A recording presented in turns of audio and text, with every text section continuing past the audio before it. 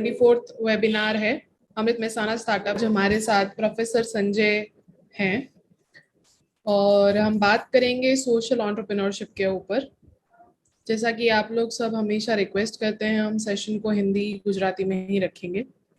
Sir के बारे में मैं आपको बता देना चाहती हूँ कि सर प्रोफेसर हैं और हेड है सोशल वर्क डिपार्टमेंट में गणपत यूनिवर्सिटी के अंदर। उसके अलावा वो फाउंडर एंड सीईओ भी हैं नवजीवन सेंटर के। तो सर काफ़ी इन्वॉल्व है पिछले 12 साल से एनजीओज के साथ, और सोशल एंटरप्रेन्योरशिप के बारे में आप सुनते होंगे। आप ये जानना के लिए काफ़ी क्यूरियोसिटी है, काफ़ी सारे स्टूडेंट मैसेजेस भी आए थे कि इसमें क्या होता है, किस तरीके की हम चीज़ें कर सकते हैं, क्या अपॉर्चुनिटीज़ अवेलेबल है। तो वो सारी चीज़ों को आज हम डिस्कस करने वाले हैं ये सेशन के अंदर। तो हम टाइम वेस्ट नहीं करेंगे और सेशन को स्टार्ट करते हैं। हम वेट करेंगे बाकी पार्टिसिपेंट्स जो आएंगे बाद में। हम चैट बॉक्स हमेशा ओपन रखते हैं, आप क्वेश्चंस है उसमें डाल सकते हैं। So welcome sir, thank you so much for coming. Over to you now.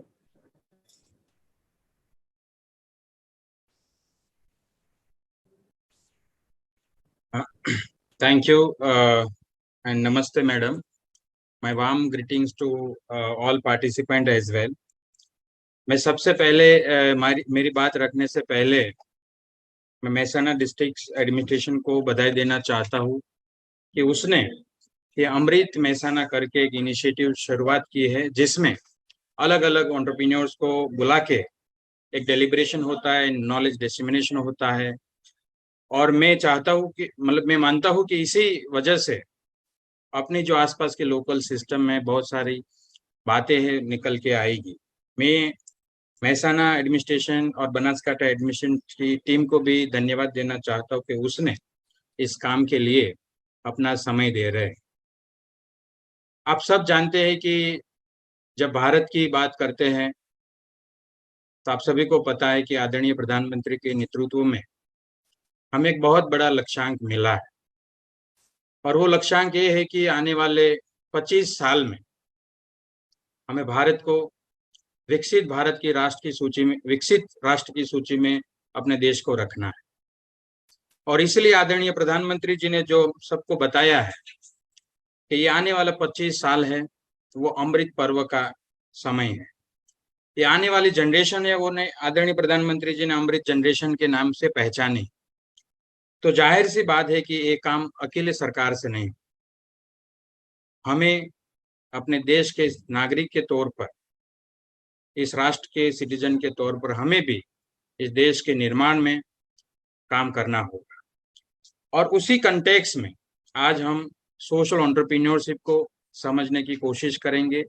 Social entrepreneurship क्या है, उसके वर्किंग डेफिनेशन क्या है, और अक्सर कोई आदमी इसमें आगे बढ़ना चाहते हैं तो क्या रास्ता है, और उसको किस तरह से क्या मॉडल बना के आगे जा सकता है। उसके बाद हम आदरणीय कलेक्टर जी के जो इनिशिएटिव है उसके माध्यम से सबके सामने रखने की मैं कोशिश करूंगा।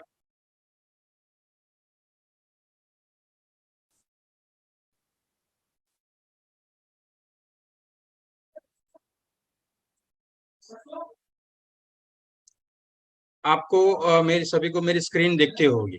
आप चैट बॉक्स में यस लिख सकते हैं। जी सर, विजिबल है आपकी screen. Thank you Lavina ma'am. देखिए, आज जो 1 घंटे का हमारे पास जो समय है, इसमें हम बात करेंगे कि बहुत ही जेनरिक बात करेंगे, लेकिन इससे पता चलेगा कि सोशल एंटरप्रेन्योरशिप क्या है, इसमें किस तरह का मॉडल आप फिक्स कर सकते हैं और इसमें किस तरह से आप आगे बढ़ सकते हैं, और उसके लिए कौन सी स्किल हमें हासिल करनी होगी। तो पहली बात जब आते हैं तो कोई छात्र है या कोई प्रोफेशनल है, उन सभी लोगों को एक ही दिमाग में आता है कि मेरी करियर किस तरह से जाता है। तो सबसे पहले यहाँ पर एक बात ये आती है कि हमें कौन सी चीज मोटिवेट करती है, हमें अपने आप को देखना पड़ेगा। देखिए, एंटरप्रेन्योरशिप के कोई भी मॉडल में, वो जेनरिक एंटरप्रेन्योरशिप हो या सोशल एंटरप्रेन्योरशिप हो या कोई भी बात हो, पहले हमें अपने आप को समझना है कि हमें कौन सी चीज मोटिवेट करती है, कौन सी चीज हमें अट्रैक्ट करती है, हमें क्या करना है, हमारा मकसद क्या है। तो ये बहुत प्राइमरी चीज है जो कोई भी मिशन ड्रिवन काम में आगे ले जाने के लिए हमें मदद करती है। और आज जैसे बहुत सारे लोग ऐसा करके इस देश को छोड़ के चले जाते हैं कि अपने देश में कुछ नहीं है, चलो कनाडा चलो, अमेरिका चलो, न्यूजीलैंड चलो, वहां पर अपना करियर बनाएंगे, अपनी जिंदगी बनाएंगे।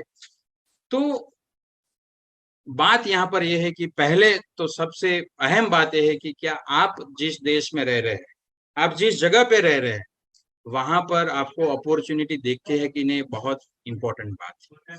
और इसलिए ये जो भारत 21 की सदी का जो भारत है, 2023 का जो भारत है, उसको हमें देखना हो।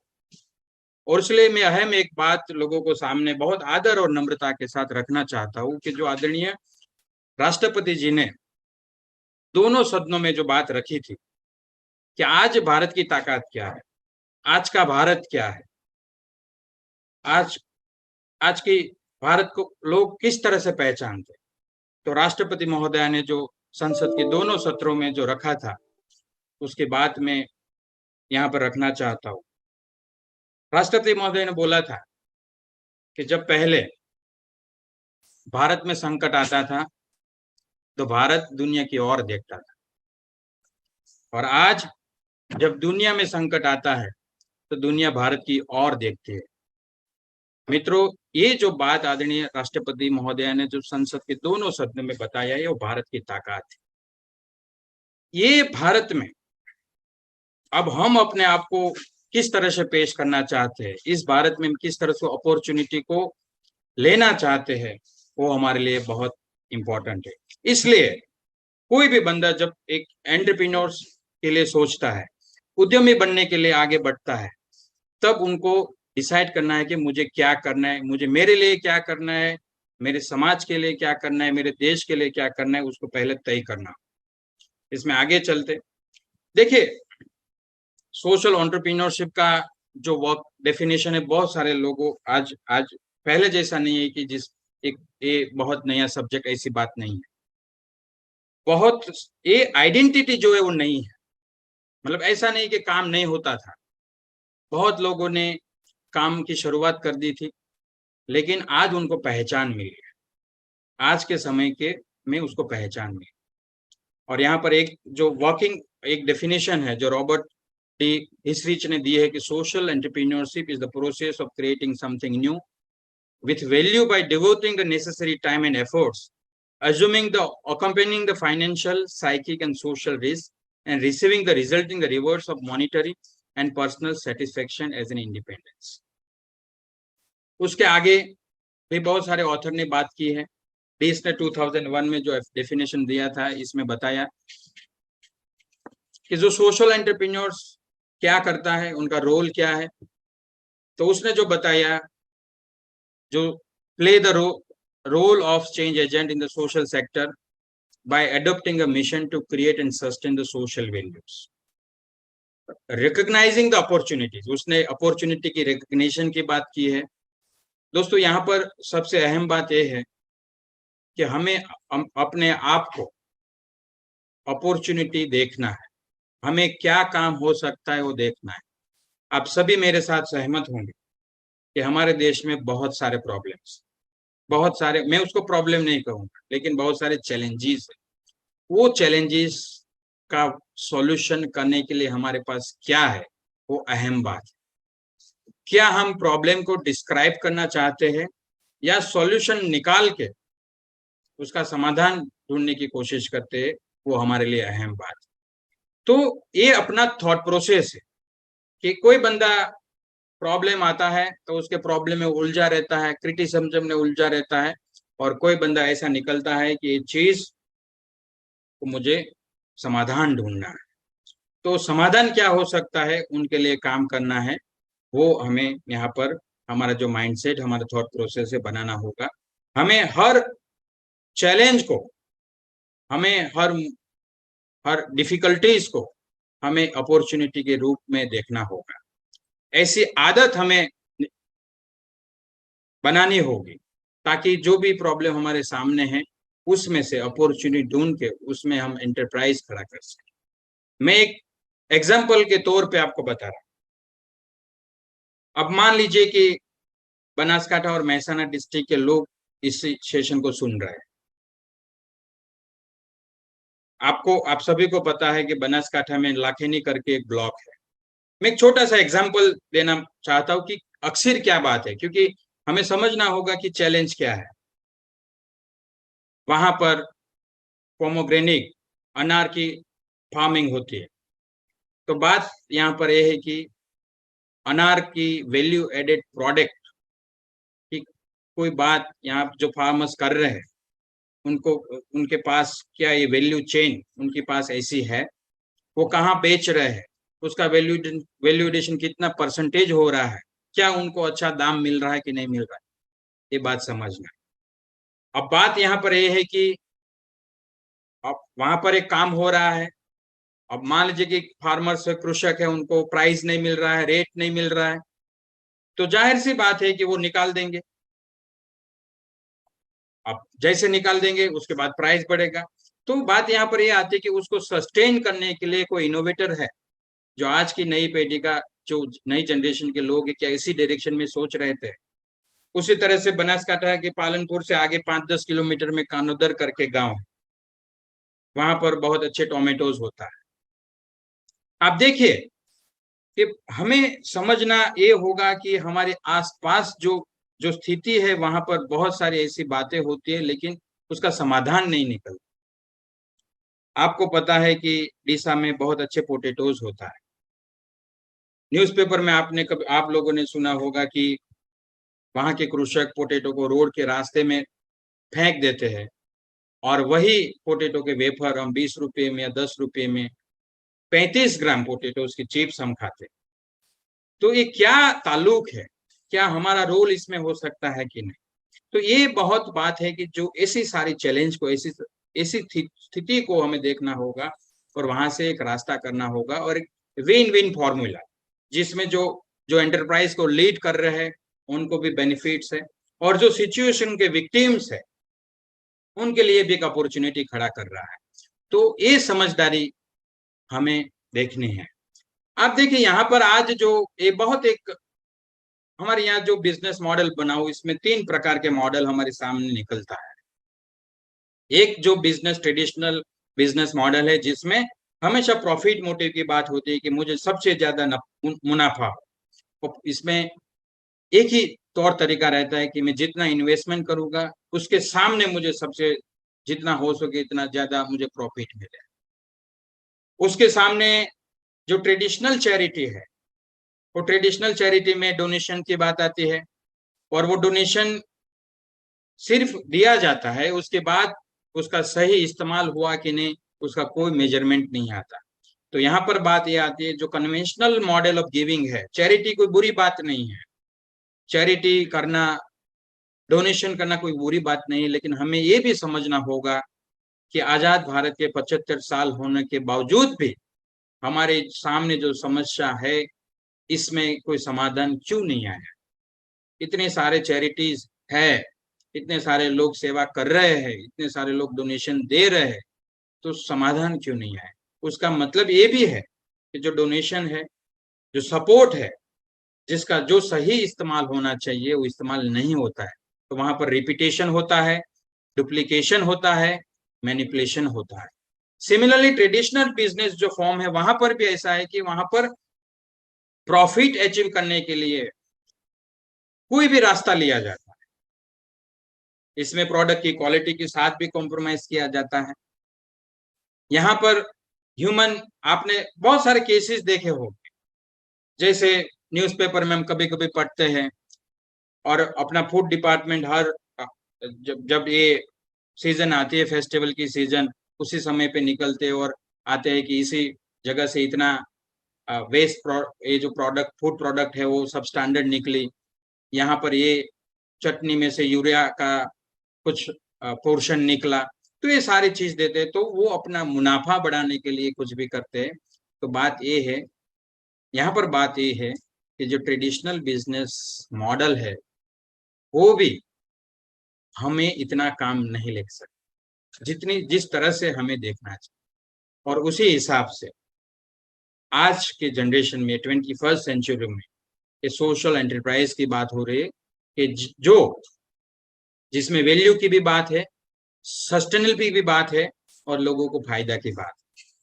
यहाँ ऐसा मॉडल है कि यहाँ पर एंटरप्रेन्योर्स अपने आप को एक सस्टेनेबल मॉडल बनाने की कोशिश करते जिसमें कोई वैल्यू का कॉम्प्रोमाइज नहीं होता, लेकिन उसके जो क्लाइंट्स या कस्टमर्स है या बेनिफिशियरी है उनको भी इतना बेनिफिट्स मिलता है। तो ये एक सोशल एंटरप्राइज में ट्रेडिशनल बिजनेस का जो सस्टेनेबिलिटी का पार्ट है वो आता है, और ट्रेडिशनल चैरिटी में जो इंटेंट है, कुछ करने की जो बात है, वो आता है।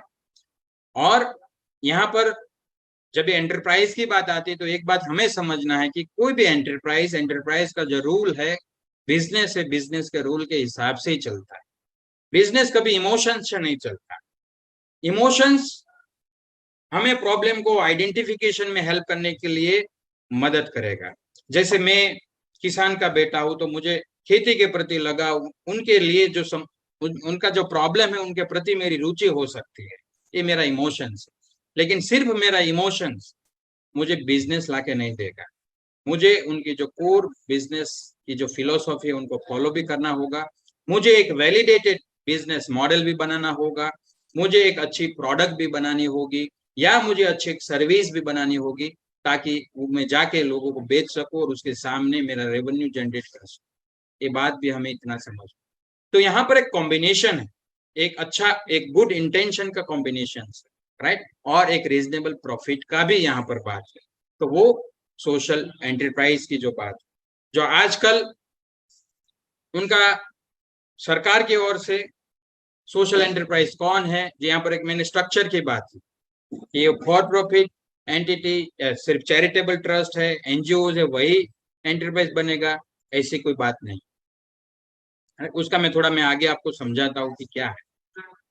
आपको ये भी समझना है कि Chicago council of global affairs ने भारत के परिप्रेक्ष्य में सोशल एंटरप्रेन्योर्स के केस में एक जो रिपोर्ट बनाई, इसमें बताया कि भारत में करीब 2 मिलियन सोशल एंटरप्राइज बनने की या होने की गुंजाइश, जिसमें सिर्फ 28% जो सोशल एंटरप्राइज है ये सिर्फ एग्रीकल्चर में हो सकते हैं, और बाकी employment generation, skill development and agri innovations में। तो ये बात मैं यूं ही नहीं बता रहा कि कोई रिपोर्ट के मुताबिक ये भी है कि हमारे देश में भी एक अवसर है, हमारे देश में भी गुंजाइश है कि जो कोई करना चाहता है तो अपने देश में भी एक अच्छा एंटरप्राइज, अच्छा सोशल एंटरप्राइज खड़ा हो सकता है। अब यहाँ पर थॉमसन राउटर फाउंडेशन का एक रिपोर्ट है जिसके भारत के परिप्रेक्ष्य में भी बताया, क्या जैसे आपको पता है कि एक ईज ऑफ डूइंग बिजनेस की बात होती है, तो क्या ईज ऑफ डूइंग बिजनेस मतलब सोशल एंटरप्रेन्योरशिप में हमारे देश में एक अनुकूल या कन्वीनियंट एनवायरनमेंट है कि नहीं? तो उसमें उसने जो कुछ देशों की सूची बनाई है, इसमें हमारा देश का भी नाम है। वो रिपोर्ट ये बताता है कि भारत भी एक ऐसा अनुकूल देश है कि जहां पर सामाजिक उद्यम हो सकता है, सोशल एंटरप्राइज खड़ा हो सकता है, ऐसा कन्वीनियंस, ऐसा एनेबलिंग एनवायरनमेंट हमारे देश में भी है। अब यहाँ पर देखिए, मैंने आपको बताया कि आपका एंटरप्राइज सोशल एंटरप्राइज है या सोशल एंटरप्राइज नहीं है, उनका कोई सर्टिफिकेट सरकार की ओर से आज तक नहीं मिलता। आपको सर्टिफिकेशन मिलेगा या तो एंटिटी रजिस्टर्ड होगी या तो कोऑपरेटिव होगी। जिस तरह से अपना अमूल है, दुसागर है, ऐसा कोऑपरेटिव का सर्टिफिकेट होगा, या तो ट्रेडिशनल चैरिटी कमिश्नर या सोसाइटी रजिस्टर के ऑफिस में जाके आपका एनजीओ या चैरिटी या ट्रस्ट का रजिस्ट्रेशन होगा, और या तो प्रोप्राइटरशिप, पार्टनरशिप या प्राइवेट लिमिटेड कंपनी का रजिस्ट्रेशन होगा, जिसको हम फॉर प्रॉफिट एंटिटी बोलते। तो आपका एंटरप्राइज सोशल एंटरप्राइज है, ऐसा कोई सर्टिफिकेट नहीं मिलता है। वो अपने आप को इवैल्यूएट करके देखना है, जिसमें आज एक डेफिनेशन जो एक मिला है सोशल स्टॉक एक्सचेंज के कंटेक्स्ट में, एक एस्टैब्लिश डेफिनेशन हमें मिला है, उसकी बात बताऊंगा कि जो 68 जिसमें लिखा है कि 67% आपका टोटल बिजनेस मतलब इनकम एंड एक्सपेंडिचर, आपकी एंटिटी, नेचर ऑफ बिजनेस कोई भी हो, मतलब आप कोऑपरेटिव सोसाइटी हो या आप एनजीओ या ट्रस्ट या सोसाइटी हो या आप फॉर प्रॉफिट एंटिटी हो, लेकिन आपका बिजनेस का टोटल इनकम एंड एक्सपेंडिचर 67%, हालांकि खास करके जो सस्टेनेबल डेवलपमेंट गोल की जो परिभाषा बताया है उसी कंटेक्स्ट से आ रहा है, 67% उसकी आय और उनका खर्चा है, तो आप अपने आप को ऑफिशियली सोशल एंटरप्राइज बोल सकते हैं। तो इसमें फॉर प्रॉफिट, नॉन प्रॉफिट, तो ऐसी कोई बात नहीं है कि सिर्फ एनजीओ है वही अपने आप को बोल सकता है मैं सोशल एंटरप्राइज, ऐसा नहीं है। ये डेफिनेशन भी आज हमें मिली है, जिसमें मैं आपको एग्जांपल के तौर पे बताऊं कि फॉर एग्जांपल आप स्किल डेवलपमेंट के फील्ड में काम कर रहे हैं, तो स्किल डेवलपमेंट के फील्ड में आपका इनकम एंड एक्सपेंडिचर 67% से ज्यादा है, तो आपका लीगल एंटिटी फॉर प्रॉफिट हो, नॉन प्रॉफिट हो, कोऑपरेटिव हो या कोई भी फॉर्मेट हो, आप अपनी ऑर्गेनाइजेशन को या अपनी अपनी लीगल एंटिटी को सोशल एंटरप्राइज बोल सकते हैं, और ऑफिशियली आप उनके प्रमोटर को सोशल एंटरप्रेन्योर भी बोल सकते हैं। कुछ बात यहाँ पर भी है जो लिखी है, जो प्रोफेसर मोहम्मद यूनुस ने बताई है, जो business objective will be overcome the poverty और वन मोर प्रॉब्लम्स। जो सोशल बिजनेस या सोशल एंटरप्राइज को समझने के लिए कि आपका जो बिजनेस है या पॉवर्टी या ऐसा कोई सोशल प्रॉब्लम को सॉल्व कर रहा है, फाइनेंशियली, दूसरा जो है फाइनेंशियल एंड इकोनॉमिकली सस्टेनेबल होना चाहिए। तीसरी बात है कि इन्वेस्टर जो है उसका रिटर्न है वो उनका इन्वेस्टमेंट का अमाउंट मिलना चाहिए, उसको डिविडेंड है वो फर्दर उसके बिजनेस में इन्वेस्ट करेगा। उसके बाद आती है कि कंपनी जो है वो जेंडर सेंसिटिव और एनवायरमेंटली कॉन्शियस होनी चाहिए, उनके जो साथ ही टीम मेंबर है वो मार्केट रेट के हिसाब से उनको वेज मिलना चाहिए, और सबसे अहम जो इम्पोर्टेंट है 7 नंबर का पॉइंट, जो प्रमोटर्स है, जो करता है प्रमोटर्स है, वो प्रमोटर्स अपने काम जो है वो जॉय से, सेटिस्फेक्शन से करता। तो ये कुछ प्रिंसिपल्स है जो खास तौर पे आपको समझना है कि आपका जो बिजनेस मॉडल है, आप जो करना क्या चाहते हैं, उसके बेसिस पे आप अपने बिजनेस को डिफाइन कर सकते हैं कि मेरा बिजनेस सोशल बिजनेस है कि नहीं। अब यहाँ पे बात आती है कि आपको क्या करना है। मतलब देखिए, अक्सर जब एंटरप्रेन्योरशिप की बात आती है, उद्यमिता की बात आती है, तो दोस्तों एक बात बहुत अहम समझनी है कि हमें जितना हो सके इतना जल्दी शुरुआत कर देनी। जितने भी बड़े बड़े बिजनेस देख रहे हैं, बड़े बिजनेस, छोटे बिजनेस, उसमें से ज्यादातर बिजनेस का कोई बिजनेस प्लान नहीं था। कभी कभी आजकल ये फैशन चल रही है कि मेरा एक परफेक्ट बिजनेस मॉडल हो, ये मैं पूरा चार्ट बनाओ, प्रेजेंटेशन करो। मैं व्यक्तिगत तौर पे उस सब के सामने अगेंस्ट में, मेरा इंडिविजुअल थॉट्स, ये मैं इसलिए आपको बता रहा हूं कि आपको एंटरप्रेन्योर बनना है या एंटरप्राइज खड़ा करना है तो शुरुआत करो, छोटी से छोटी शुरुआत करो। आप जितने भी बिजनेस, बड़े बड़े बिजनेस देखे होंगे, कहाँ उसने प्रेजेंटेशन किया था, कहाँ उसने बिजनेस प्लान बनाया था। आप करते जाएंगे धीरे धीरे, जो भी आपके दिमाग में आ रहा है कुछ अच्छी बात है, आप पहले आप अपने आप को, आप इंडिविजुअली कन्विंस है आप जो काम कर रहे हैं ये देश के, ये जो अपने देश में जो लीगल फ्रेमवर्क में आ रहा है वो काम है, तो मुझे आपको नहीं सोचना चाहिए कि आप कोई और चीज के लिए रुके। रुकना नहीं है, शुरुआत कर दे, ये बहुत इंपॉर्टेंट है। देखिए सबसे अहम जो बातें रहती है, जो मिसिंग कंपोनेंट है, वो अपना कॉन्फिडेंस है।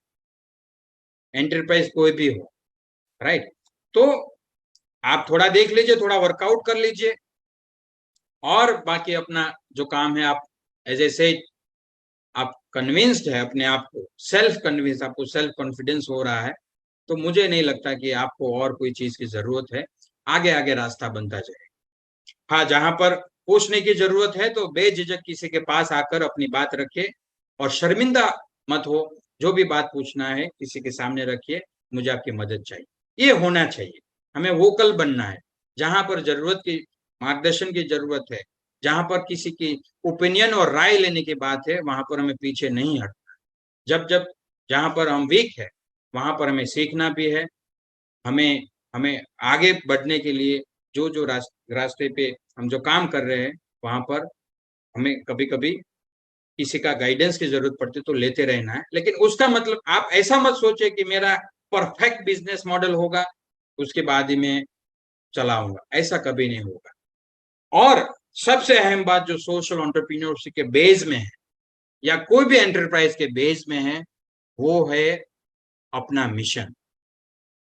दोस्तों, आप इस आप इस तरह से एंटरप्राइज को एंटरप्रेन्योरशिप मत लीजिए कि मैं एंटरप्रेन्योर बनूंगा तो मैं मिलियनर हो जाऊंगा, मेरे पास बड़ी गाड़ी हो जाएगी, मेरे पास बड़ा बंगला होगा। इस बात को लेकर सोशल एंटरप्राइज तो एटलीस्ट नहीं हो सकता। आप सोचिए कि आप इस देश को क्या देने वाले हैं, आज आप कौन सी चैलेंज को एड्रेस करने वाले हैं, उस बात को देखिए। और देखिए, हर चीज में इकोनॉमिक ट्रांजैक्शन होता है, लेकिन आपके फ्रंट में मिशन होना चाहिए कि मुझे ये करना है, मुझे 1 लाख सीनियर सिटीजन को सपोर्ट करना है, या मुझे 1 लाख विमेन्स को अपना एंटरप्राइज के साथ जोड़ के उसको एम्पावर करना है। ऐसा मिशन होना बहुत जरूरी। यहाँ पर ऐसा मिशन नहीं होना चाहिए कि मेरे पास इतना मिलियंस का रेवेन्यू होना चाहिए।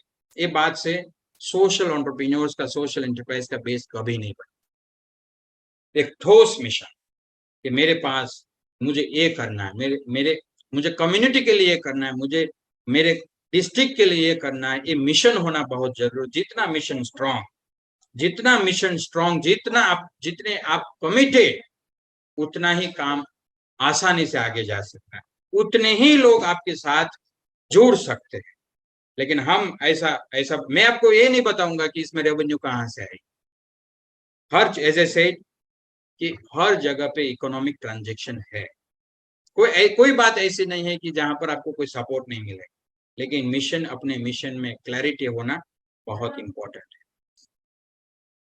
अभी की सिस्टम क्या है, तो देखिए कि सोशल एंटरप्रेन्योर्स की कोई अलग आइडेंटिटी है, कोई अलग सपोर्ट है, क्या है। देखिए, मैं SSIP में पढ़ा था, अपने जो स्टूडेंट स्टार्टअप इनोवेशन पॉलिसी है, जो स्टेट गवर्नमेंट की पॉलिसी, इसमें पढ़ा था। एक चीज जो है एडवांटेज के रूप में है, इसलिए मैं यहाँ पर आपके सामने रखना चाहता हूँ कि जो सोशल एंटरप्राइज है SSIP में इन टोटल 30 लाख का सपोर्ट है। 15 लाख मार्केटिंग के लिए, 15 लाख अपना बिजनेस डेवलपमेंट करने। और लेकिन इसमें SSIP की पॉलिसी में लिखा है कि जो स्टार्टअप सोशल इंपैक्ट की ओर जा रहा है या सोशल डेवलपमेंट के मदद को, उसके लिए 10 लाख का एडिशनल सपोर्ट। तो यहाँ पर एक सपोर्ट है कि आपके पास ऐसा कोई आइडियाज है कि जो सोशल प्रॉब्लम्स को सॉल्व कर सकता है, ऐसा कोई आइडियाज है या सोशल इंपैक्ट क्रिएट करता है, तो उस आइडिया के लिए स्टेट गवर्नमेंट का कंपेरेटिवली और एक सपोर्ट है। बाकी की जो सारी चीज है वो सारी चीज कॉमन है। एक अच्छी बात यह है कि एक सोशल स्टॉक एक्सचेंज की भारत सरकार ने शुरुआत की है। आपको पता है कि आदरणीय फाइनेंस मिनिस्टर निर्मला सीतारमण जी ने करीब 2020 में अपने फाइनेंस की बजट स्पीच में ये सोशल स्टॉक एक्सचेंज की जो बात की थी, वो आज की तारीख में ऑपरेशनल हो चुका है। तो जो सोशल एंटरप्राइज है वो सोशल स्टॉक एक्सचेंज में जो एलिजिबल है वहां पर रजिस्टर्ड हो सकता है, और आने वाले दिनों वहां से फंड मिलने की संभावना है। मैं ऐसा नहीं बोलूंगा कि वहां लिस्टेड हो गया तो फंड हो गया, ऐसा नहीं बता, लेकिन संभावनाएं है। ये सारी चीज नहीं है, शुरुआत हो चुकी है, राइट। एक बात और भी है कि आज सोशल एंटरप्रेन्योर की एक पहचान भी है, उसके आइडेंटिटी भी है, एक अलग सेपरेट कम्युनिटी भी है। तो ऐसा नहीं है कि उनको कोई पहचान नहीं मिलेगी, उसका कोई रिकग्निशन नहीं है। वो सारी चीज ऑलरेडी एस्टैब्लिश हो चुकी है। और आज अक्सर ऐसा एक माहौल है कि ना सिर्फ सोशल एंटरप्रेन्योर को, कोई भी एंटरप्रेन्योर्स को एक अच्छी, क्योंकि पहले एंटरप्राइज के बीच में एक सबसे बड़ा जो सवाल आता है वो अपना स्टेटस सिंबल का आता है कि आज मान लीजिए कि मैं गणपत यूनिवर्सिटी में जॉब कर रहा हूँ, तो मेरी आइडेंटिटी गणपत यूनिवर्सिटी के साथ जुड़ी। मेरा मान सम्मान इसलिए है क्योंकि मैं गणपत यूनिवर्सिटी में हूँ। मैं गणपत यूनिवर्सिटी में निकल जाऊंगा तो क्या होगा, ऐसा हर लोगों को दिमाग में आता है, लेकिन आज ऐसा नहीं है। आज ऐसा नहीं है। सोशल एंटरप्रेन्योर्स को भी एक अलग पहचान है, उनको भी अलग आइडेंटिटी है, उनका भी एक अलग रिस्पेक्ट है। ऐसी एक एनवायरनमेंट भी अभी खड़ा हुआ है। मैंने आपको बताया पहले कि आपको इसी फील्ड में आपको अच्छा लगता है, एज आई सेड कि आपको कुछ कंट्रीब्यूट करना है। आपका इंटेंशन सही है कि नहीं, आपको सोसाइटी के लिए, अपने राष्ट्र के लिए, अपने देश के लिए, कम्युनिटी के लिए कुछ अपने करना चाहते हैं, तो आप अपना पर्पस सेट करो, आप अपना मिशन सेट करो। फिर देखिए, जब मैं आपको एक सीधा बताऊं कि जब हम एक चूज करते हैं कि हम जब जॉब करते हैं तो हमारी लाइफ इसी तरह से चलती है। इसमें बहुत कम उतार आते हैं, चढ़ाव होता है, लेकिन थोड़ा थोड़ा होता है। अब एंटरप्रेन्योर्स का जो जर्नी है वो एकदम उतार वाला भी नहीं और एकदम चढ़ाव वाला, मतलब वो जिग रूप में चलता है, लेकिन फाइनली उनका जो मिशन अच्छा है, वो अपने आप को विड्रॉ नहीं कर लेता तो सक्सेस जरूर मिलती है। मैंने एक बुक में पढ़ा था, एक किताब में पढ़ा था, उसका रेफरेंस मैं आपको बताना चाहता हूँ। एक सफल उद्यमी ने क्या बताया, कभी लोग हम लक की बात करते हैं कि भाई मैं लकी हूँ कि अनलकी हूँ, उसके हिसाब से भी आप अपने आप को आइडेंटिफाई करते हैं। अब जो आप लकी, आप मान लीजिए कोई बिजनेस में फेल हो जाते हैं तो अपने आप को ऐसा मानते हैं कि ये लकी नहीं है। देखिए वो बात अलग है, लेकिन वो जो सफल उद्यमी ने क्या बताया था उसके कंटेक्स्ट में आपको बता दूं। उसने सफलता में ये बताया कि देखिए, आप मेहनत करते रहेंगे और आप लकी है तो आप 5 साल में सफल हो।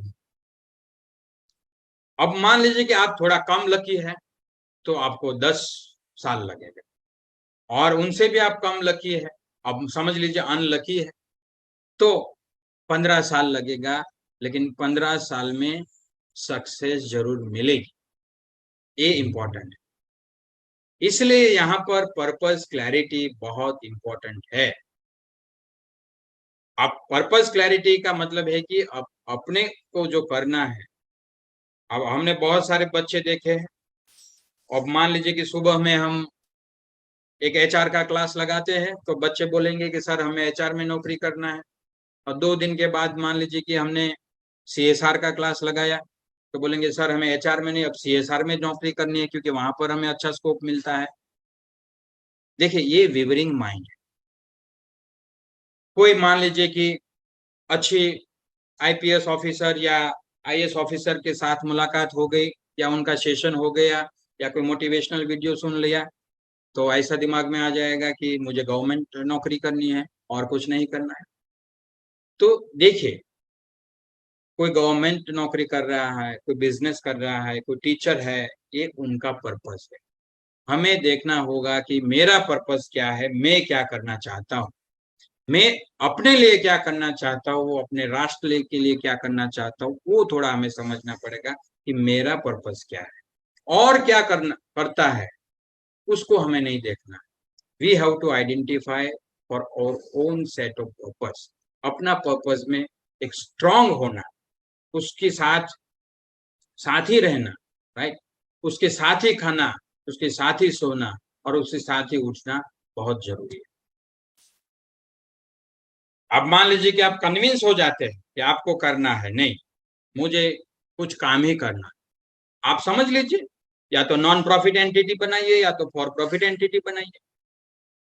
हमारे पास नॉन प्रॉफिट में भी बहुत सारे ऑप्शंस है, फॉर प्रॉफिट में भी बहुत सारे ऑप्शंस है। जो भी आपको लगता है, आप इंडिविजुअली कन्विंस है, थोड़ा बहुत किसी के राय ले लीजिए, शुरुआत कर दीजिए, राइट।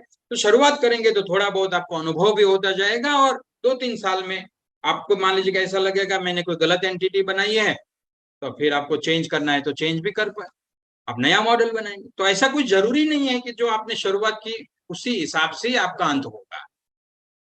देखिए मैं कभी कभी अक्सर लोगों के सामने बताता हूँ कि ये जो बिजनेस चेयर है, ये जो चेयर में जो बैठा, आप जिस चेयर में बैठेंगे वो आपकी बिजनेस चेयर है, तो वो आपकी बिजनेस सर अपने आप रास्ता ढूंढेंगी, आइडिया देगी, एक एनर्जी देगी, आप कमिटेड होंगे तो हमें डिसाइड कर लेना है जो मॉडल आपको ठीक ठाक लगता है। एज आई सेड, कोई भी बिजनेस मॉडल परफेक्ट नहीं हो, तो मैं बार बार आपको बताना चाहता हूं कि हर बार परफेक्शन की बात मत देखिए और देरी मत कीजिए, क्योंकि आपके पास जो आइडिया है, आपका मन इसमें लगता है, आपका फैमिली का सपोर्ट आपको दिखता है, या आप अपने आप को मैनेज कर सकते हैं, तो मेरा तो यही राय है कि आप आगे बढ़िए। अब सोशल एंटरप्रेन्योरशिप मॉडल में क्या है, बहुत आसान बात है, बहुत आसान बात है। एक सोशल प्रॉब्लम को पकड़ लीजिए, उसका वायबल सॉल्यूशन ढूंढ लीजिए। मान लीजिए कि मैं आपको एक एग्जांपल बता, आपको ऐसा लगता है कि अनएम्प्लॉयमेंट है वो इस देश का बहुत बड़ा सवाल। देखिए, हमें ये भी समझना पड़ेगा, हमें अपने आप को नैरो डाउन करना पड़ेगा। जितना स्पेशलाइज हो जाएंगे ना, उतनी प्राइस हमें ज्यादा मिले। आजकल स्पेशलाइजेशन का जमाना है। एक थोड़ा लाइट मोड में आपको एक चीज बताना चाहता हूँ। लाइट मोड, ये हकीकत है, किसी का नाम नहीं दूंगा, लेकिन हकीकत। अब मान लीजिए कि स्पेशलाइजेशन की क्या बात है, उसके कॉन्टेक्स्ट में मैं आपको देना चाहता हूँ। एक अपने महसाना शहर में बहुत नामांकित सर्जन, जिसका विजिट फी 600 रुपया है, उसके घर में रात को पानी की पाइप फट गई। उसको रात को 12 बजे प्लम्बर को बताया, फोन करके बोला, प्लम्बर ने बोला कि मैं 1000 लूंगा। अब पाइप फिट ही करना था और कुछ था नहीं, लेकिन मैं 1000 लूंगा। वो आया, 1000 रुपया ले गया, पाइप फिट करके चला गया। अब डॉक्टर वहां होके बोला कि मैं सर्जन हूँ, जाना माना सर्जन हूँ, मेरा केस फी 600 रुपया है और आपका आने का 1000 रुपया है। दोस्तों, यहाँ और कुछ बात आपको नहीं समझ, आपको समझना है कि स्पेशलिटी का ये जमाना है। जितनी स्पेशल स्किल हम हासिल करेंगे, उसका प्राइस उतना ज्यादा हमें मिल सकता है। तो मैं अब फिर से आता हूं कि आपको लगता है कि अनएम्प्लॉयमेंट इस देश का बड़ा प्रॉब्लम है, क्या सॉल्यूशन हो सकता है? जाइए इंडस्ट्री में, 10 इंडस्ट्री को मिलिए, पूछिए कि आपको किस प्रकार के मैन पावर चाहिए। बोलेंगे कि मुझे इस प्रकार का बंदा चाहिए, इस प्रकार का चाहिए। और आपको पता होगा कि हर जगह पे इंडस्ट्री में मैन पावर की रिक्वायरमेंट है ही, राइट? तो वहां जाएंगे, आपको मिल जाएगा। अब कितना मैन पावर चाहिए? बोले 10, 15, 20, एक लिस्ट बना लीजिए। यूथ को, यहाँ पर अनएम्प्लॉयड यूथ है, उनको पूछिए, उनके साथ बातें करिए, बैठिए, दोनों को जोड़ने की कोशिश कीजिए और अपना काम या मॉडल बनाइए कि भाई एक छोटा सा 3 महीने का, 4 महीने का, 5 महीने का, 6 महीने का छोटा सा कोर्स बना के ऑफर कीजिए। भाई मेरा कोर्स करेगा, उसकी इतनी फी लगेगी, लेकिन कोर्स के बाद 100% उनको जॉब मिलेगा। मैं मानता हूँ आपको 1 साल या शुरुआत में थोड़ा बहुत दिक्कतें हो सकती है, बाकी कभी आपको चैलेंज नहीं आता, क्योंकि लोग जॉब के लिए तरसते हैं, इंडस्ट्री भी अच्छे एम्प्लॉय के लिए तरसते हैं। आपके पास सॉल्यूशन है, आपके पास लाइन हो जाएगी, धीरे धीरे उनको एक्सपांशन कीजिए। तो ये एक सॉल्यूशन, वायबल सॉल्यूशन कि भाई देखिए, अब प्रॉब्लम की आप बात करेंगे और कोई प्रॉब्लम आप लेकर जाएंगे कि जिस प्रॉब्लम का सॉल्यूशन ही आपको नहीं दिखते हैं। अब मान लीजिए कि इंफ्रास्ट्रक्चर की बात करें, इंफ्रास्ट्रक्चर प्रॉब्लम तो जरूर है, लेकिन वो प्रॉब्लम का हमारी ओर से सॉल्यूशन इतना नहीं आ सकता है। वो हमें तो हाँ, कुछ हद तक हम थोड़ा बहुत कंट्रीब्यूट कर सकते हैं। तो हमें थोड़ा एक, जिसको बोलते हैं रेशनल थिंकिंग से, एक प्रेगमेंटिक व्यू बना के, प्रेगमेंटिक मतलब एक व्यवहारिक के तौर पे हमें थोड़ा समझना होगा, देखना होगा, और वो जो मॉडल बन जाएगा। और अपने आप देखिए, एक तरफा आप लोगों यूथ को, अनएम्प्लॉयड यूथ को काम पे लगा रहे हैं, दूसरी तरफा आप इंडस्ट्री को मैन पावर, अच्छा मैन पावर दे रहे हैं। फायदा क्या होगा? इंडस्ट्री अपना प्रोडक्शन ग्रो करेगी, इधर आपका अनएम्प्लॉयमेंट रेट कम होगा, एमएसएमई में कंट्रीब्यूशन होगा। तो डिसेंट सस्टेनेबल डेवलपमेंट गोल में, decent work and economic growth में आपका डायरेक्ट कंट्रीब्यूशन होगा।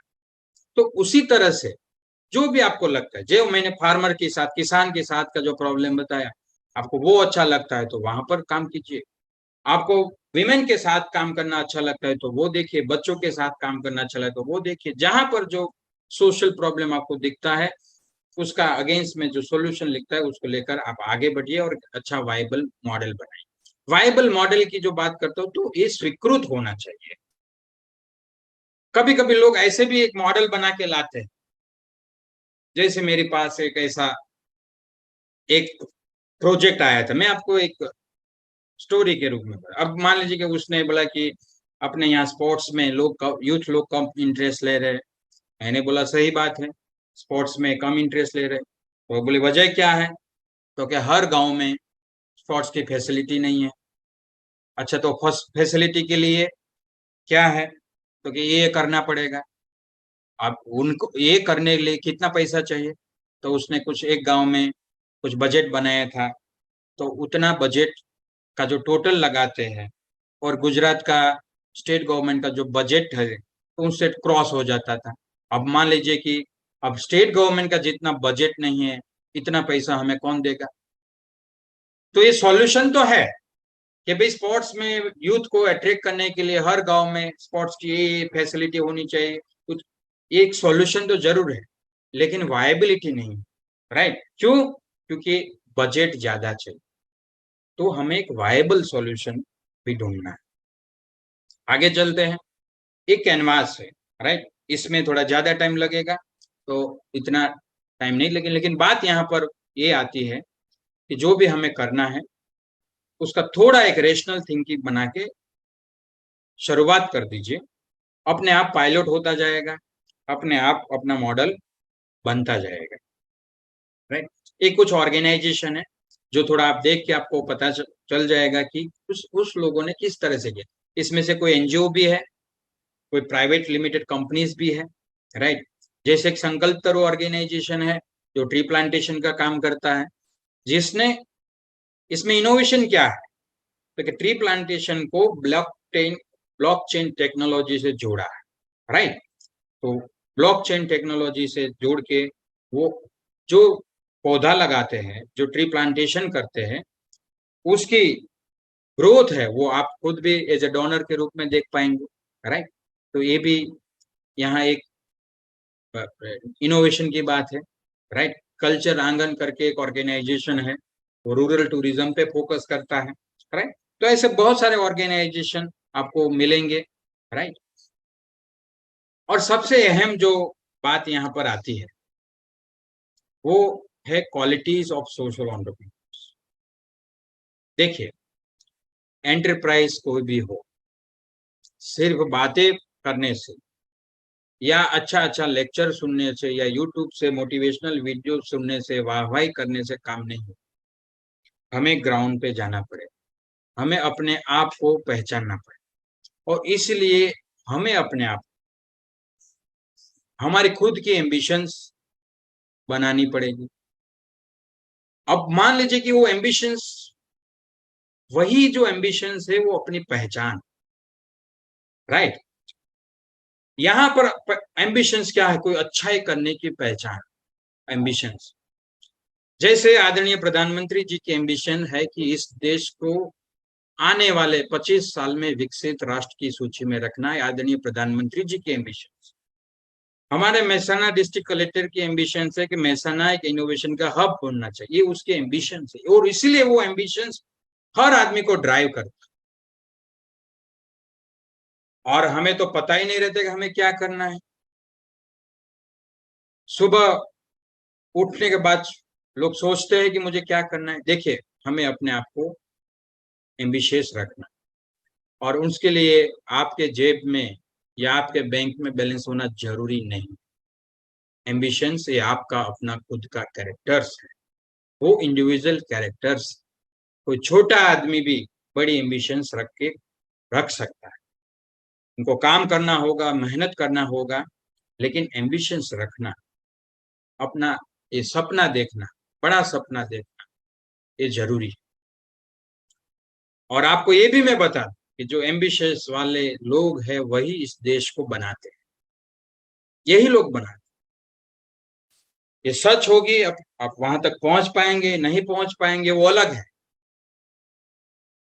लेकिन होना बहुत जरूरी। तो एक फर्स्ट क्वालिटी है कि कुछ सपना हो, कुछ लक्ष्यांक हो। Second, mission driven. Mission driven के बाद है कि आपके पास एक सोच होनी चाहिए कि आपको क्या करना है। भले आप छोटे तौर पे है, अक्सर मान लीजिए कि आप इतना क्लियर नहीं तो उसको हाईलाइट नहीं करेंगे, लेकिन बैक साइड में, जिसको बोलते हैं ना बैक साइड, हम मान लीजिए कहीं यहीं से अहमदाबाद निकलते, मान लीजिए किसी को बताना नहीं चाहते तो बोल देते हैं कि बस निकल रहे हैं आगे जाने, लेकिन हमारे बैक ऑफ द माइंड पता होता है कि मैं अहमदाबाद जाके रुकना है। तो मिशन होना बहुत जरूरी है। मिशन शुरुआत के तौर पे ऐसा हो सकता है कि क्लैरिफाई ना हो, डिसाइडेड ना हो, लेकिन अपने आप को बैक ऑफ द माइंड ये रखना है। तीसरा जो पहलू है वो अपने आप को स्ट्रेटेजिक बनना है। स्ट्रेटेजी की बात आती है तो हमें यहाँ पर जो भी इन्वेस्टमेंट कर रहे हैं उनके बारे में भी सोचना है, हम जितना समय दे रहे हैं उनके बारे में भी सोचना है, राइट। तो देखिए ऐसा मतलब अपने आप को, हर एफर्ट्स को थोड़ा मिकेनाइज करना पड़ेगा, थोड़ा सोच समझ के करना पड़ेगा, और अक्सर हर एफर्ट्स के बाद हमें कुछ न कुछ सीखना पड़ेगा। देखिए रिजिड लोग, बिजनेस में रिजिडिटी, कोई भी बिजनेस में रिजिडिटी नहीं चलेगी, ओपननेस होनी चाहिए। एक मैं और चीज बताता हूँ कि एक सफल उद्यमी को एक बार मिलना हुआ, उसके साथ वो उसके मैंने बोला कि what is your I mean strategy to get success, आपके बिजनेस में सफलता के लिए आप आपकी चाबी क्या है। तो बोले कि कस्टमर कोई भी आता है, वह कुछ भी बोल के चले जाता है, अपने आप को, अपना दिमाग ठंडा रख, अपना दिमाग कूल रख। तो बात यहाँ पर ये आती है कि हर जगह पे अपने आप को स्ट्रेटेजी बनानी पड़ेगी, मार्केटिंग की स्ट्रेटेजी बनानी पड़ेगी, ऑपरेशन की स्ट्रेटेजी, और हर अटेम्प्ट के बाद हमें सीख, हर अटेम्प्ट के बाद सीख, राइट। और अब मान लीजिए कि तो आप ऐसा सवाल करेंगे, सर मैं तो, मुझे ये पता ही नहीं है। देखिए मैं सीखने के लिए ये अपने आप होता जाएगा। आपको एक काम करना है, थोड़ा देखना है, फीडबैक लेना है, समझना है, तो धीरे धीरे अपने आप ऑटोमेटिक स्ट्रेटेजिक हो जाए। जैसे हम साइकिल चलाना सीखते, आप सबने अनुभव किया होगा, हम बच्चे थे तो पहले पैडल पे ध्यान रखते थे, आप हैंडल पे ध्यान रखने लगे, फिर आगे देखे तो पैडल लगाना भूल जाते थे। तो मतलब शुरुआत ऐसी ही होती है, लेकिन बात जैसे हमें परफेक्शन आ गया, हम चलाना सीख गए, तो हमें फिर पता, ये जरूरत नहीं रहती कि मैं पैडल के सामने देखूं या आगे देखूं या हैंडल पकड़ूं या क्या, अपने आप स्ट्रेटेजी बनती जाती। वो भी एक प्रोसेस है, राइट। रिसोर्सफुलनेस है, रिसोर्सफुलनेस जो है वो एक इंडिविजुअल कैरेक्टर्स, किसी को हेल्प करने की, मदद करने की जो बात है, राइट। और 5, रिजल्ट ओरिएंटेड। मैं आपको बार बार बताता हूँ कि हमें रिजल्ट को अचीव करना है, हमें नंबर को चेज करना है, हमें गोल को चेज करना है, और इसलिए बातें कम करना है और काम ज्यादा करना है। कोई एफर्ट से, कोई इंटेंशन से रिजल्ट नहीं आता है तो वहां पर चौकड़ी लगा, ऑल्टरनेट ढूंढो, राइट। रिपीटेटिव एफर्ट से, मैं अक्सर यहाँ पर एक बात ये भी आती है कि मान लीजिए कि कोई बेनिफिशियरी के साथ आप काम करते हैं और व्हाट्स एवर रीजन आपको एक रिजल्ट नहीं मिलता है, तो छोड़ दीजिए। थोड़ा हमें अपने आप को एक स्केलेटन बनाना पड़ेगा और सोचना पड़ेगा कि मैं जो काम करने जा रहा हूं, मेरा जो मिशन है, मुझे जो अचीव करना है, वहां पर जिस कैचमेंट एरिया को, जिस बेनिफिशियरी को मैं सिलेक्ट कर रहा हूं, वो हमें रिजल्ट देंगे कि नहीं, और देंगे तो कितना समय लेंगे। और मान लीजिए कि इसमें एक विजिबल अटेम्प्ट के बाद भी कुछ सफलता नहीं मिलती, तो हमें जाहिर सी बात है कि कुछ टफ डिसीजन भी लेना पड़ेगा। इसलिए रिजल्ट लाना, राइट, क्योंकि बात रिजल्ट है, कोई प्रोसेस नहीं सुनता, राइट। अक्सर हमारे दिमाग में हम यही देखते हैं कि मेरी बात लोग सुने, मुझे सुने, ये हार्डकोर रियलिटी है कि हमारा रिजल्ट ही, आपने कितना अटेम्प्ट किया, कैसे किया, वो नहीं, लेकिन आउटपुट क्या आया वो एक आम कैलकुलेशन है, राइट। तो उसको भी हमें देखना पड़ेगा, अगले हमें अपने आप को रिजल्ट ओरिएंटेड भी बनाना है। और लास्ट 5 मिनट में मैं आपको बताना चाहता हूँ कि क्या सफलता सोशल एंटरप्रेन्योरशिप में क्या करना पड़े, कौन सी ऐसी बातें जो हमें सफलता दे। तो पहली बात है कि बीइंग कांस्टेंट, हमें सातत्य के साथ जो काम कर रहे हैं, जो काम हमने हाथ में लिया है, वो हमें कंटिन्यू करना पड़ेगा। हमारा जो कोर फोकस डोमेन है, देखिए बहुत बार यहाँ पर ऐसा होता है कि हम अपने आप को विड्रॉ कर लेते हैं, थकान महसूस होती है, राइट। जब आप बिजनेस करेंगे या काम करेंगे तो जिस तरह से बाजार में जाएंगे तो कॉन्फिडेंस में अप एंड डाउन आएगा, थकान लगेगी, विड्रॉ आप अपने आप को सोचेंगे मुझे नहीं करना है, ऐसा होगा। लेकिन हमें देखना होगा कि हम कांस्टेंट इसी फील्ड में काम करें। दूसरा है कि कोर डोमेन, अपने जो जो पकड़ा है उसकी कोर डोमेन में ही हमें फोकस करना। तीसरा है लर्निंग, अनलर्निंग एंड रीलर्निंग। देखिए कभी कभी कभी ऐसा होता है कि एक सेट पैटर्न से हमें आगे बढ़ने की हमारा दिमाग ऑर्डर हमें दे, तो जरूरी नहीं है कुछ चीज को हमें भूल भी जाना, राइट। क्योंकि बाजार का रूल अलग भी हो सकता है, state to state, country to country, region to region rule बदलता भी हो सकता है। तो हमें वो अपनाना है। एक जगह पे एक मेथड से काम होगा, दूसरी जगह से दूसरी मेथड से काम, तो भूलना भी है और जरूरत पड़ी तो फिर से सीखना भी, राइट। तो लर्निंग भी करना। चौथी बात है कि बीइंग वोकल, ये वोकल होना ये बहुत अपने आप एक बहुत बड़ा कौशल्य है। ये अपने आप को संभालने के लिए, अपने आप को आगे ले जाने के लिए ये होना बहुत जरूरी। बीइंग वोकल का मतलब क्या है कि जो आपके सामने चैलेंजेस है, जो मदद की जरूरत है, तो किसी के पास मदद लेना, अपने आप को ऐसा मतलब ये जो वोकल के अगेंस्ट में क्या है, ये अपना ईगो जो है वो अपने आप को रोकता है। तो जैसे मान लीजिए कि मुझे लगता है कि मैं एक कॉलेज में हूँ, अब मैं इतना हो गया, मैं अभी प्रिंसिपल की पोजीशन पे हूँ, तो मुझे किसी को पूछने की जरूरत नहीं, ये मेरा ईगो। जिस फील्ड में मुझे पता नहीं है वहां पर मुझे बहुत आदर और सम्मान के साथ किसी के पास जाना पड़ेगा, उनके पास गाइडेंस लेना पड़ेगा। तो ये वोकलिटी, मेरे से कुछ नहीं हो रहा है, किसी की मदद मांगना कि भाई ये मुझे थोड़ा मदद करो ना, ये हेल्प करो ना, तो ये आस्क, राइट, ये होना बहुत जरूरी है। पांचवा नंबर का जो बात है कि नेटवर्किंग। देखिए आप अपने आप को दूसरे लोगों के साथ एक नेटवर्किंग बना, आजकल बिजनेस में बोला जाता है network is your network, right. लोगों के साथ रहिए, अपनी पहचान बनाते रहिए, दोस्ती रखिए, रिलेशनशिप में इन्वेस्ट कीजिए, राइट। नेटवर्किंग होना बहुत जरूरी है। और लास्ट जो बहुत इंपॉर्टेंट है वो अपना कमिटमेंट। देखिए एंटरप्रेन्योरशिप के में लोग बहुत बड़ी बात करते हैं कि हमें पैसा होना चाहिए, इन्वेस्टमेंट होना चाहिए, अच्छा रिसोर्स होना चाहिए। नहीं, सबसे पहले आपको अपना कमिटमेंट होना चाहिए, राइट। मुझे एंटरप्राइज खोलना है, बनना है, एंटरप्रेन्योर बनना है, मुझे मेरा कमिटमेंट चाहिए। पहले मुझे अपने आप को प्रिपेयर करना। अब मान लीजिए कि आपको पता है आजकल के कुछ जवान लोग हैं, वो चार चौक पे कोई किसी की बाइक पे खड़े खड़े बोलते होंगे कि बॉस मेरे पास पैसा नहीं है इसलिए मैं कुछ नहीं कर सकता। लेकिन आप उनको पकड़ के बोलिए कि चल मैं आपको 5 करोड़ या 200 करोड़ देने वाला हूं, आप क्या करना चाहते, आपके पास प्लानिंग क्या है, तो उनके पास कोई प्लानिंग नहीं हुई। तो देखिए बिजनेस में जो अक्सर हम फाइनेंस को बीच में लाते हैं वो सही बैरियर्स नहीं है। बिजनेस में या एंटरप्राइज में या एंटरप्रेन्योर्स में अपना कमिटमेंट ही बैरियर है।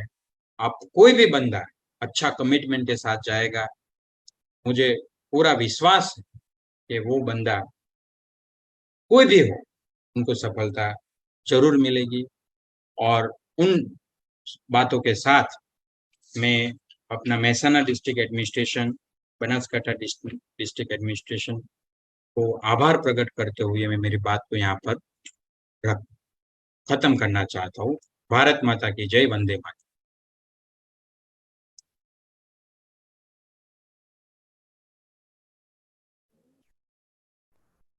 सर काफी इंस्पायरिंग सेशन हो गया ये तो।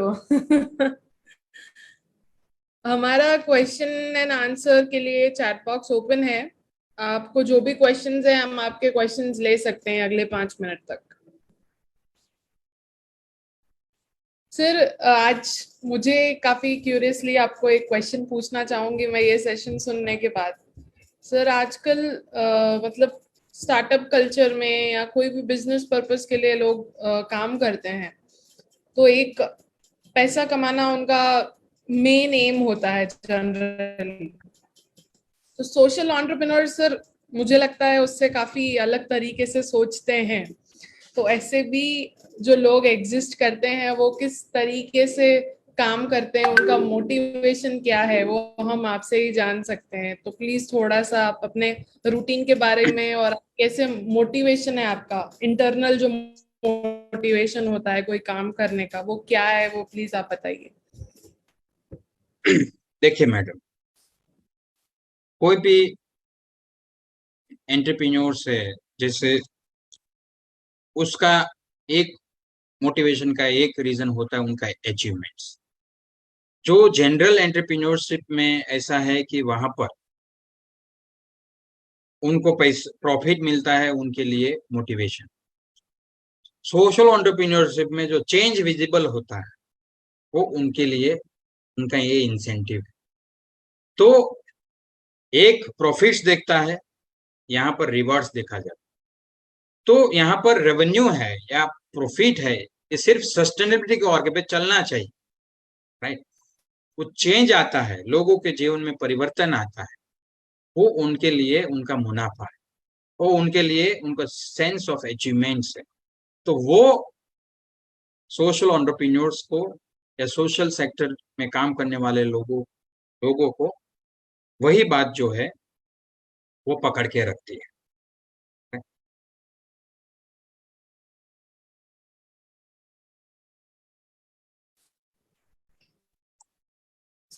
सर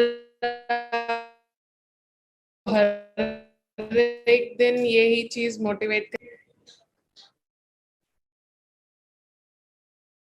मैं ऑडिबल सर? हाँ, यस यस मैम, बताइए। जी सर, पिछले 12 साल की जर्नी में काफी अप्स एंड डाउन्स आए होंगे। बाकी सारे स्टार्टअप्स के लिए तो काफी सारे हमारे स्पीकर सेशन हुए, तो उन्होंने बताया कि क्या क्या तरीके से अप्स एंड डाउन्स आ सकते हैं। आपको ऐसा लगता है क्या सोशल एंटरप्रेन्योर्स को कुछ और चैलेंजेस भी आते हैं जो यूजुअल स्टार्टअप से थोड़े अलग हो या ज्यादा हो? यहाँ देखिए मैडम, चैलेंजेस तो ये देखिए, अब ये क्या है कि ये फैशन चल रहा है। इसी तरह से कि मान लीजिए कि आप, अब मैं आपको पूछूं मैडम कि आप नौकरी कर रहे हैं तो आपको क्या चैलेंज नहीं आई है? अब मैं नौकरी कर, तो चैलेंज तो हर जगह पे है। अब एंटरप्रेन्योर्स की चैलेंज और आपकी चैलेंज में कोई फर्क नहीं है। तो देखिए, पहले एंटरप्रेन्योर्स है ना, वो एक लाइफ है, उनको जीना है, उनको जीना है। और इसलिए सोशल एंटरप्रेन्योर्स और जनरल लोगों के लिए यहाँ पर ये बात बहुत इंपॉर्टेंट है कि 1947 में जब हमें आजादी नहीं मिली थी, तब लोग आजादी के लिए मरने की बात करते थे, देश के लिए मरने की बात करते। बस आज लोगों को यही देखना है कि देश के लिए आज मरना नहीं है, लेकिन आज देश के लिए जीना है। ये बात आ जाती है तो अपने आप जो है चलता जाएगा, ऐसा कुछ नहीं है। ये एक अच्छाई की बात है, काम एक अच्छा इंटेंशन की बात है। मैं मैं आपको बताया कि मैं कभी अक्सर यूथ के साथ बात करने का मौका मिलता तो यही बात बताता कि देखिए, मेरी जेब में कुछ नहीं हो सकता है, मेरे बैंक अकाउंट में भी कुछ नहीं हो सकता है, लेकिन मेरी सोच तो अच्छी हो सकती है ना। तो मैं सोच से बड़ा हो सकता हूँ। तो ये बहुत इंपॉर्टेंट बात है कि अपने आप को राइट डायरेक्शन में एक रिस्पॉन्सिबल सिटीजन के रूप में देखना और इस देश का हिस्सा मानना और एंटरप्रेन्योरशिप को एक अपने जिंदगी का हिस्सा बनाना, तो अपने आप हर बंदा चेरिश करने लगेंगे।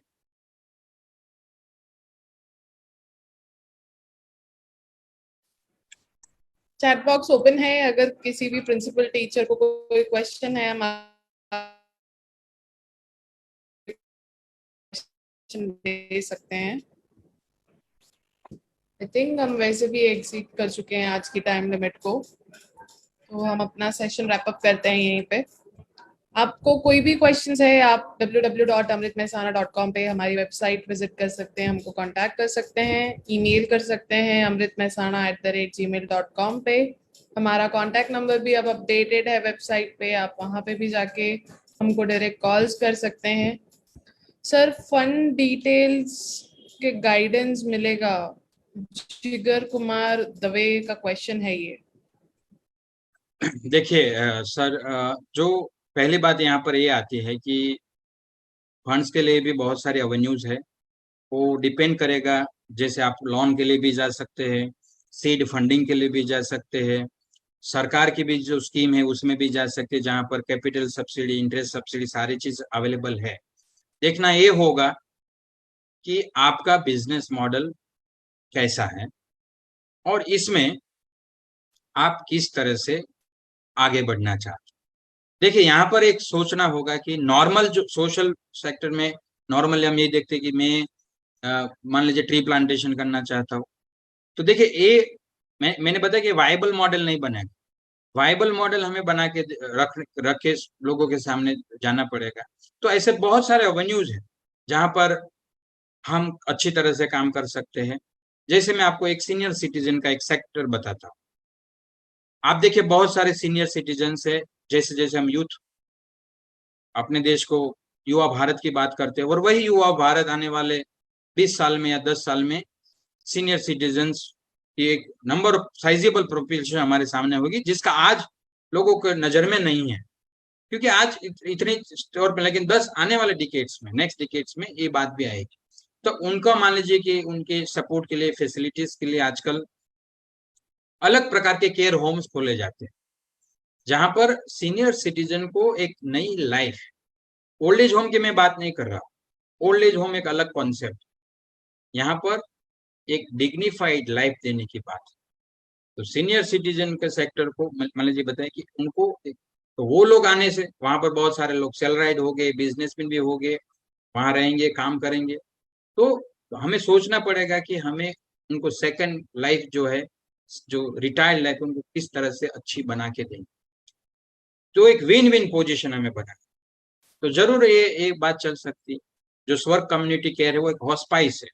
हॉस्पाइस का मतलब होता है कि जो जिसके घर में कोई रखने वाले लोग नहीं, या दोनों लोग वर्किंग लोग हैं, हस्बैंड वाइफ दोनों काम कर रहे हैं, तो वहां पर अपने पेरेंट्स के घर, मान लीजिए कि घर पे कोई मेडिकल इमरजेंसी आती है, तो आपको ये सपोर्ट लेना पड़ेगा।